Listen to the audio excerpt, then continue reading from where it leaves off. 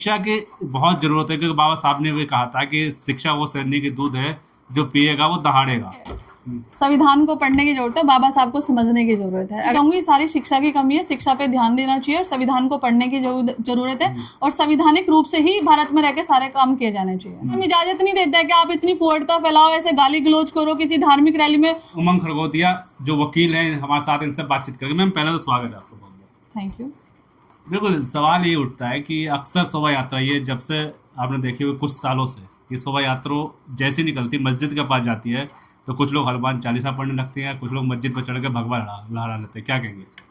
देखिए, मैं ये कहूँगी कि आर्टिकल 25 राइट टू रिलीजन है और फ्रीडम ऑफ रिलीजन है, और उसमें हर एक धर्म के व्यक्ति को आज़ादी है कि अपने धर्म को मानने का, उसका प्रचार करने का, उसका अनुपालन करने का। लेकिन जिस तरह से अभी ये 1 अप्रैल में हुआ है और ये किसी क्षेत्र में, दिल्ली किसी क्षेत्र में हुआ है प्रकरण, जो कि बहुत ही तुगलकाबाद, राइट, तुगलकाबाद, तो बहुत ही शर्मनाक हरकत हुई है। और हाँ, ये आप सही कह रहे हैं कि अक्सर देखने में यही मिलता है कि जब भी कोई हिंदू धर्म की कोई धार्मिक यात्रा, शोभा यात्रा निकलती है, चाहे वो हनुमान जयंती हो या फिर कोई दूसरे जो कोई एक 9 दिन का भी होता है वो निकलती हो, तो उसमें क्या करते हैं कि जानबूझकर मस्जिद के सामने से निकलते हैं, फिर वहाँ पे भगवा का झंडा लहराते हैं, मस्जिद तोड़ने की कोशिश करते हैं, या फिर वहाँ पे जैसे कि डीजे बजाते हैं और वो होता है ना, अभी वो लेके आते हैं जल कावड़ यात्रा पे भी अधिकतर देखने को मिला है, इस साल भी देखने को मिला था। तो बेहद शर्मनाक हरकत है, ऐसा नहीं करना चाहिए, गलत है। और सभी को आज़ादी है, लेकिन इसका मतलब ये नहीं कि आप अपने धर्म का प्रचार कर रहे हैं तो दूसरे धर्म का विरोध करेंगे या फिर वहाँ पे जाकर बदतमीजी करेंगे, हिंसा फैलाएंगे, दंगे फैलाएंगे। क्योंकि मेरा मानना ये है कि जो आजकल की युवा पीढ़ी है उनको इन सब चीज़ों से बचना चाहिए, क्योंकि ऐसे दंगों में देखने में यही आया कि अधिकतर युवा पीढ़ी ही है जो इन दंगों में शामिल होती है। आप जब झंडा फहराते हैं मस्जिद में, बड़ा गर्वान्वित महसूस करते हैं वो युवा। नहीं, ये तो शर्मनाक का शर्मिंदगी वाली बात है और ये शर्म का विषय है, इसमें गर्व करने जैसी कोई बात नहीं है और इस पे पुलिस को और सरकार को एक्शन लेने की जरूरत है। कहते हैं किराएदार है मुसलमान, बस हमारे देश में रहना तो हम जैसा चाहेंगे वैसे रहना पड़ेगा। नहीं, ये तो एक घटिया सा मजाक हो गया और गलत बात है, अनपढ़ जैसी बात हो गई है। क्योंकि जब हमारा देश आज़ाद हुआ था तो उसमें सब धर्म का योगदान था, हिंदू मुस्लिम सिख ईसाई आपस में भाई भाई, हम बचपन से यही पढ़ते आए हैं। और जब हमारा देश आज़ाद हुआ था तो उसमें सभी धर्म ने लड़ाई लड़ी थी और सभी ने अपने बलिदान दिया था। तो ऐसा कहना कि हिंदू राष्ट्रीय है और हिंदू ही रहेंगे तो ये बात गलत है। हालांकि इस पे FIR दर्ज हुई है, लेकिन इसमें कमी किसकी है? सरकार की, प्रशासन की, किसकी कमी है जो ऐसे घटनाएं लगातार देखने को मिल रही है? देखिए, तो विचार का विषय है, ये विचार का विषय है। कहीं पुलिस की कमी नजर आती है, कभी सरकारी कमी नजर आती है। तो मेरा मानना है कि बहुत सारे ऑप्शन है, तो जिस ऑप्शन से वो चीजें हो सकती है वो करना चाहिए, लेकिन दबना नहीं चाहिए, क्योंकि सभी को आजादी है अपना धर्म मानने की। पहले उत्तर प्रदेश में घटनाएं देखते थे, अब तो दिल्ली में भी देखने को मिल रही है। अब मैं इसमें क्या कहूँ, ये तो शायद पूरे भारत में ही देखने को मिल रही है। दिल्ली क्या यूपी क्या, पूरे भारत में देखने को मिल रही है। अच्छा, एक लोग ये कहते हैं कि हिंदू खतरे में है और ये सरकार हिंदू हृदय सम्राट की सरकार है, फिर भी हिंदू खतरे में क्यों है? नहीं, ऐसा कुछ नहीं, हिंदू कोई खतरे में नहीं है। कुछ विशेष लोग हैं जो आपस में लड़ाने का काम कर रहे हैं। और मैं फिर कह रही हूँ कि इसमें जो ये लोग लड़ाने का काम करते हैं, इन लोगों से अधिकतर आप देखना जितने भी दंगे होते हैं उसमें जो रेशो एज का जो होता है, जो हमने देखा है वो यही होता है 14 साल, 15 साल, 18 साल, हद से 27 साल, 30 साल, इससे ज़्यादा नहीं होता है। तो ऐसी युवा पीढ़ी को बच के रहना चाहिए ऐसे लोगों से जो धर्म की आड़ में दंगा करवा रहे हैं। क्या कहेंगे ऐसी युवा पीढ़ी को, ऐसा वकील क्या संदेश देना चाहेंगे? देखिए, ऐसे लोगों से बच के रहें, ऐसे समूह से बच के रहें जो आपको धर्म के लिए उकसा रहे हैं, धर्म की आड़ में आपसे दंगा करवा रहे हैं, आपको आगे कर रहे हैं। क्योंकि कानून में सभी को आज़ादी है अपना धर्म मानने की, और अगर आप ऐसे कोई भी असंवैधानिक कृत्य करते हैं तो उसकी सजा आपको भुगतनी पड़ेगी। वो समूह आपसे पीछे हट जाएगा उस समय। शायद उनको समझ नहीं है इतनी, उनको समझ नहीं है, तो ऐसे समूह के चक्कर में आके उकड़ जाते हैं। और कहीं ना कहीं एजुकेशन की भी कमी होती है। मतलब शिक्षा पे जोर ना देके आज सरकार धर्म पे जोर दे रही है, जो कि गलत है। जरूरत है शिक्षा की। धर्म बचा रहे हैं, आपको बुरा लग रहा है धर्म बचा रही है सरकार? नहीं, धर्म कहाँ बचा रही है सरकार? धर्म तो कभी खतरे में ही नहीं था, धर्म तो सही सलामत है। धर्म बताओ कहाँ खतरे में है?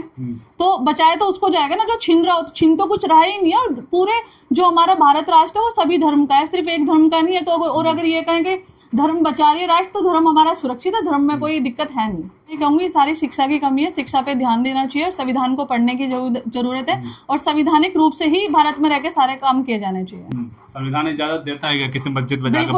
बिल्कुल नहीं देता। संविधान में पहले स्टार्टिंग में बता चुकी हूँ, संविधान इजाजत देता है हर एक धर्म को अपने धर्म को मानने की, चाहे वो हिंदू हो तो हिंदू अपना धर्म फॉलो करे, मुस्लिम है तो मुस्लिम अपना धर्म फॉलो करे, सिख ईसाई तो अपना धर्म फॉलो करे, लेकिन अपना करे, दूसरे को बदनाम ना करे और दूसरे के साथ मार पिटाई या इस तरह के दंगे ना करे। लग रहा है आप अभी जागी नहीं है, सो रही है।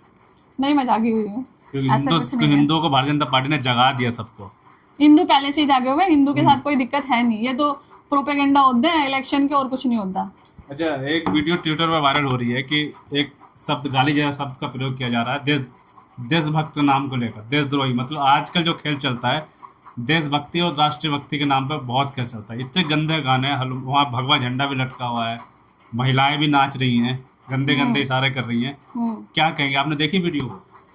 देखिए, धर्म के नाम पर पाखंड, हाँ मैंने बिल्कुल वीडियो देखी है और मुझे बहुत ही शर्म आई क्योंकि उसमें मैंने बहुत सारी महिलाओं को क्या देखिए, उसमें भी आप उस वीडियो को भी देखना, वो जो लड़कियां हैं मेरे ख्याल से उनकी एज भी शायद 14, 15, 17, 18 ऐसी रही होगी और मैंने देखा है कि इस तरह से वो बेशर्मी के साथ वो गालियां दे रही है, जो कि गलत है। वहाँ की जो राज्य सरकार है उसको एक्शन लेना चाहिए, स्ट्रिक्टली एक्शन लेना चाहिए। फिर इसमें एक युवा समूह आ रहा है, तो ऐसे युवा समूह को मैं यही संदेश देना चाहूंगी कि इस तरह के धार्मिक विवादों से बचें, पढ़ाई लिखाई पर संविधान पे ध्यान दें, संवैधानिक रूप से कार्य करें। इस तरह की असंवैधानिक गतियां करके ना देश में देश की भावना उत्पन्न ना करें। हमसे तो नहीं करा सकता कोई। मुझे ऐसा मानना है कि संविधान को पढ़ने की जरूरत है, बाबा साहब को समझने की जरूरत है। अगर इनको पढ़ेंगे तो फिर ऐसा कुछ भी नहीं होगा। बिल्कुल, ये लोग बाबा साहब को नहीं पढ़ते। हाँ, शायद नहीं पढ़ते, उन्होंने पढ़ते तो इनको संविधान पता होता, और संविधान पता होता तो इनको अपना कानून पता होता, कानून पता होता तो इस तरह के दंगे ना करते, इस तरह की गतिविधियां ना करते। असंवैधानिक गतियां हैं कि आप धार्मिक, कोई भी धर्म इजाजत नहीं देता है कि आप इतनी फुहड़ता फैलाओ, ऐसे गाली गलौज करो किसी धार्मिक रैली में।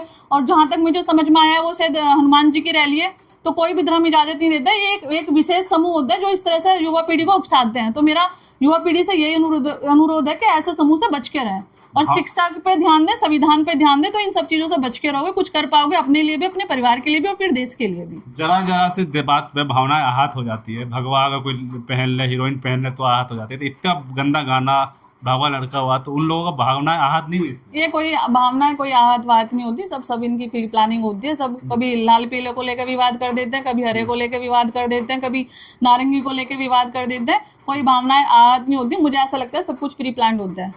चलिए ठीक है, बहुत बहुत शुक्रिया आपका। बिल्कुल साफ तौर पर हमने बातचीत करी। खासकर वकील साहब ने यही कहा कि शिक्षा जो है ना, शिक्षा की बहुत ज़रूरत है।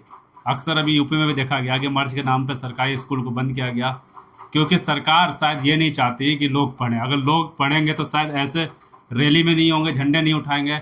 अगर लोग बच्चे पढ़ेंगे तो शायद जो ये लड़कियां बेटियां जो डांस कर रही हैं वो समझेंगी और ऐसा डांस नहीं करेंगे ऐसे गानों पे। तो शिक्षा की बहुत ज़रूरत है, क्योंकि बाबा साहब ने भी कहा था कि शिक्षा वो शरणी की दूध है, जो पिएगा वो दहाड़ेगा। आप पढ़ेंगे तो झंडे कौन उठाएगा? तो ये युवाओं को समझने की कोशिश करें। क्यों? क्योंकि वो युवा जो मस्जिद पर चढ़े उस टाइम तो वो गर्व हुआ, लेकिन उन पर FIR हुआ है। और FIR दर्ज हो जाता है, क्या होता है इस पर एक बार पूछते हैं। किसी पे FIR दर्ज हो जाती है तो इस युवाओं को बताइए कि गर्व में तो झंडा फहरा दिया, लेकिन FIR दर्ज हो गई तो उनका कैरियर को कितना असर पड़ेगा? ये तो जिन पे FIR दर्ज होती है उनसे जाके पूछे, फिर उनको कितना पछतावा होता है, उनके परिवार को कितना पछतावा होता है। क्योंकि फिर एक समूह की बात आ रही है कि कुछ एक समूह होता है, कुछ ऐसे लोग होते हैं जो देश में अराजकता फैलाने का काम करते हैं। उस समूह के चक्कर में भड़कावे में ये लोग आ जाते हैं, फिर दंगा फैलाते हैं। शायद इनको 1000-500 रुपए भी मिल जाते होंगे, जैसे कि बीच बीच में सुनने को भी आता है। इनको ऐसा लगता है कि ये लोग तो हमारे साथ है, लेकिन जब पुलिस के फट्टे लगते हैं, डंडे बजते हैं, जब इनको लगता है कि हमने तो कानून तोड़ दिया है, संवैधानिक गतिविधियां कर दी, अब तो हम जेल जा रहे हैं, फिर इनको समझ में आता है कि हमने गलत कर दिया है। फिर कोर्ट के चक्कर लगते हैं तो बहुत बुरा फिर बुरा लगता है। वो तो वही बताएगा जो कोर्ट के चक्कर काटते हैं। कैरियर भी तो सुना है खराब हो जाता है कि पूरा खराब होता है। इसलिए मैं युवा पीढ़ी को यही संदेश देना चाहूंगी, भाई शिक्षा की तरफ ध्यान दो, बाबा साहब को पढ़ो, संविधान को पढ़ो। संविधान को पढ़ोगे तो कानून के दायरे में रहकर संवैधानिक रूप से कार्य करोगे, ऐसे संवैधानिक गतिविधियां नहीं करोगे। बिल्कुल, वही वकील साहब ने कहा कि पढ़ाई जरूरी है, आप प्रदर्शन करिए, लोकतांत्रिक हक है, लेकिन प्रदर्शन संवैधानिक के हक में रहकर करना पड़ेगा, दायरे में रहकर करना पड़ेगा। ये जब पढ़ेंगे आप तब समझ में आएगा। आपको क्या सोचते हैं इस बारे में हमें जरूर बताएं। तब तक के लिए धन्यवाद।